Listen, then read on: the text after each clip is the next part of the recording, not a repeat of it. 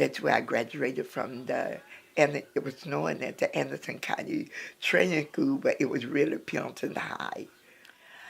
Well, in the beginning, we could not, it was that we did not have school buses. We could not even ride on the school bus because in our area, my father was responsible for getting the one I just mentioned about first cousin. His name was Andrew McDowell, and he bought a bus that was Trailway or Greyhound one.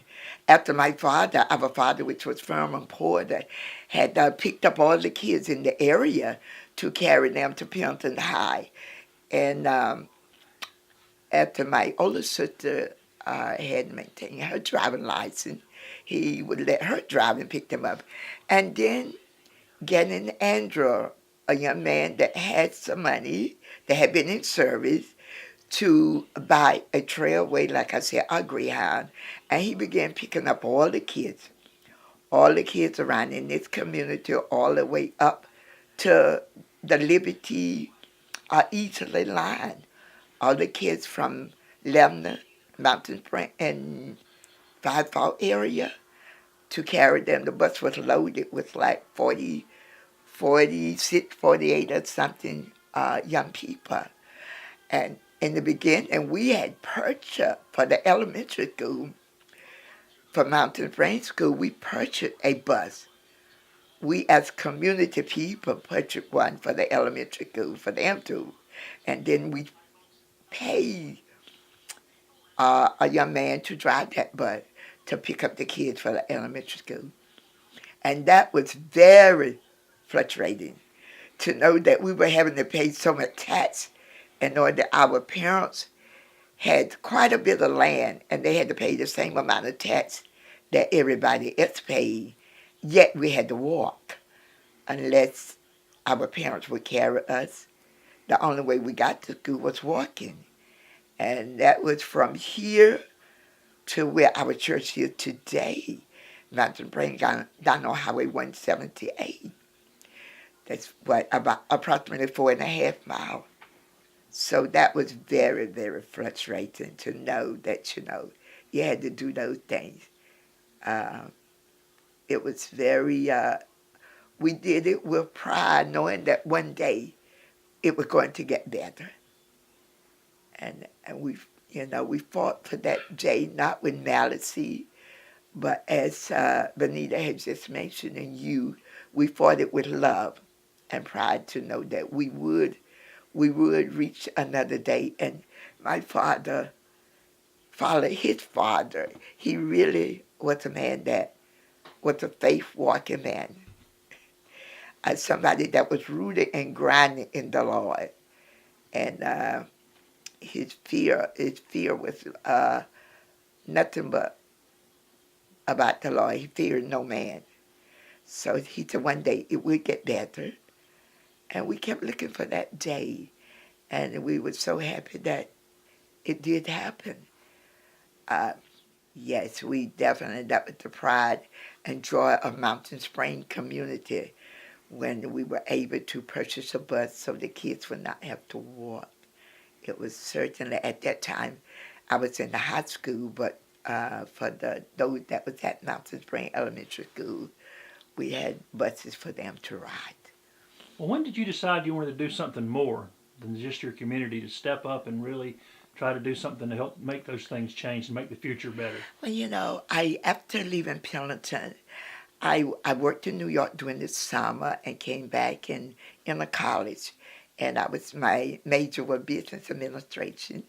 And after getting out of there, I was always in the community wherever. I had been secretary of the church once I came out of college. And I think I really stayed secretary of the church over 35 years. Even when we moved out of state and came back in state due to my husband's job, the job as secretary was still waiting for me at Mountain Spring. But there was, fallen Dad, there was nothing in me that hated I didn't have any racial hate. Even though Daddy had, there were 3 rental houses on the place, on the farm, and we had, uh, white lived in one, a couple of black lived in the other. Daddy always told us to see people as people and never put a color to a face. And we tried doing just that, following his guidelines. And everything when I worked at the Pendleton school, all of the parents, whether they were white and really more white, would always say that I was nothing but a mother to their children because regardless to what child it was, I looked at every child the same. If they came to the office for something, no one received anything more than the others. And they, even though now, as I walk out now, as old as I am, I meet so many of them, telling me about this stuff and still thanking me for being that mother to their children while I worked in the Pendleton schools.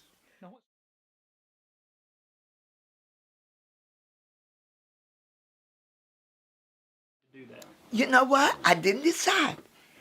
It was that Dr. King had asked Dr. Young, W.H. Young, who was president of the NAACP, and Dr. J.R. Rich, J.O. Rich, was vice president. And during this time, they had asked for students that was graduated from high school, in college, traveling, looking for other colleges to attend. And that month, they had at least about 12 students that had signed their name were daring to go to make the trip. That morning, all of them panicked, and they called me at 5 o'clock in the morning and asked me, would I please go? And I said, Dr. Young was our family doctor. I said, Dr. Young, Dr. King had asked for students. I have been in college, but I was married in 1957. I have a 2-year-old child. And I said, of course, they said they had to have somebody that was very pleasant, that loved people, and did not have a high temper. I met all of those qualifications. But I am not in school now. And they said if I didn't go, they didn't have anybody out of Anderson that would make the trip. And I called Daddy and spoke with him, and he said, well, Cladys, let me call MB. MB was his brother. And Uncle MB said, that is too dangerous for her to go. And Daddy said, no. Said, I'm going to encourage her to go on. Somebody have to go. And he gave me a scripture from the Bible, Isaiah 41:10. He said, you take this and stand on his word, because he said, I'll be with you. I'm your God. Be not dismayed. I will strengthen you and I will help you. He said, if you believe that, Cladys, you will make it. He said, I want you to go.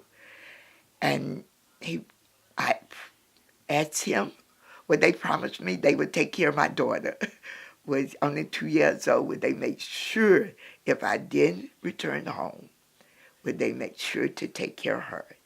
Because I was getting ready to go to the National Convention with our pastor, which he had requested me to go with, he and his wife and their 2 daughters, along with taking my little girl with me. And that was in Rochester, New York. And I said, I'm afraid I won't get back to even make that trip. Daddy said, remember, I carried you to New York when you were only 10 years old to take care of the little cousin there. You rode the train back, and you were that was in 1945. He says, so let's just say that God is still that same God. that carried you there and brought you back home at the age of 10. So he will be with you. He said, don't think, don't think negative about that. Knowing that God is more powerful than any human being on earth. He said, your bus driver that will be driving, the people that will be riding that bus, if you just stay focused on God and believe that, he will see you through. And certainly I did. I followed Daddy's advice. And knowing that Daddy and Akembe was known in Anderson, he could not be seen and carry me to the bus station. So he dropped me off a block before, and I walked down. My features were so much like my father, I had to put on my dark glasses, shades, to make sure I wouldn't be recognized as being one of his daughters. And that was where I entered the bus station on Main, and they asked me to go to the back, go downstairs where, where we belong. But I was very kind in talking with them that, acting there was at a lower price. And certainly I told them I was not familiar with buying a ticket because during the time we was in college, Daddy always carried us, so we never really rode the bus to go to college. And after persuading them, it wasn't easy at all. It wasn't easy at all. But I think after that, I said, you can just be kind enough to sell me tickets because it's not going to hurt you, and neither am I here to hurt anyone. I just want to get on this bus and travel looking for colleges that I may attend. And she said, well, I will. And certainly there were cops all in there with those things swinging on around the waist to hit us if we made a move that they felt wasn't, I said something that they felt wasn't nice. So I always continued doing, following Daddy's instruction, making sure every word I spoke was decent and in order, and that God would please with my answer to each one, because the trip was so terrifying. And we bought the tickets from Anderson to Greenwood, getting out in Greenwood to purchase more tickets. Just sitting on that bus going there, was thinking about how will I handle the one in Greenwood. And certainly it was more bitter in Greenwood because we were handled with much more force. But during the time we were there, it began raining, and they had all those in the waiting room had gone out. And it was the aged lady that was there had gone. They came and got her and carried her out, not to sit in there with us, we of color. But I went out and I persuaded her to come back here. And I said, we're not here to do any harm if you just come back in and sit down. And she and I began chatting together. But in that time, the bad men with those things swinging on their sides came in and made sure we got out of there. But right then, it was time for the bus to be loaded. And certainly our trip was to make sure we were sitting up near the front. And at that time, my seat was the second seat. But at that time, reloading it, it was the third seat. But the worst, I guess the most frightening period of that trip was when we got in Montgomery, and they made the bus unload. And believe me, right out on Main Street in Montgomery. And they really did everything they thought they could do to frighten us to death. But we continue talking the way we had always spoken, in a kind way. And I thank the bus driver because the bus driver was very kind. He did not do anything. They got on the bus driver for even allowing to sit near the front. Passengers on the bus, they were very kind to me. They were very kind. I would always say that. I have always spoken of that.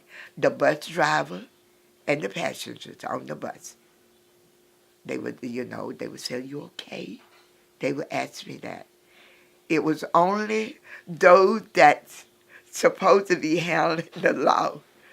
It was those that really gave me a tough road to run, a very tough one. But the bus, the passengers and the drivers was very, very much kind.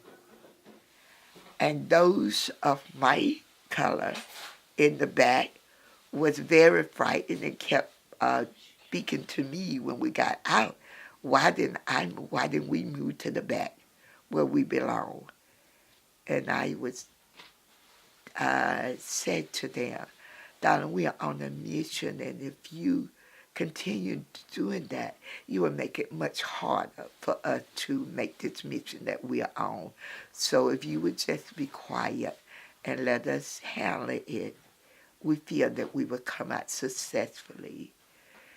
As we reloaded the bus, they always questioned me about the book that I was holding in my hand until I said it was just my secret weapon. And when I turned it over and they saw the Holy Bible on it, I think it kind of shook them up just a little bit. So when we arrived in Columbia, as soon as the bus stopped, it was about 3 cars that trailed the bus from Anderson all the way to Columbia. They jumped in and asked nobody not to move. They filled the aisle of the bus up with cops and questioned us to the limit and asked what do we plan doing there that evening. Did we plan returning on the bus to Anderson? And I said no, because we were having service that night in Columbia. And then that morning, we had to go to the National Park. We had to go there, but we wouldn't be going back on the bus to Anderson. And they said, "We just want to make sure." Said, "Because we want you to know, if you plan returning on this bus to Anderson, no one will ever know what happened to you, because you will never be seen again." Said, so we just wanted you to know that before you go trying to buy another ticket, don't dare try it at night. You will not make it. So, but the trip, everything turned out beautiful. And the principal walked to my office one day and said, "Cladys, I read about the article in the paper in the mid-'70s. He said, but they still said they don't know who it was, because we had to remove all identifications on us that morning when we loaded the bus, and our name was never given. So they did not know until Mr. Cunningham had them to come out and interview me." So it was too dangerous for them to know. Yes, it was too dangerous for them to know. That is right. And all of that was just to help make a difference for everybody.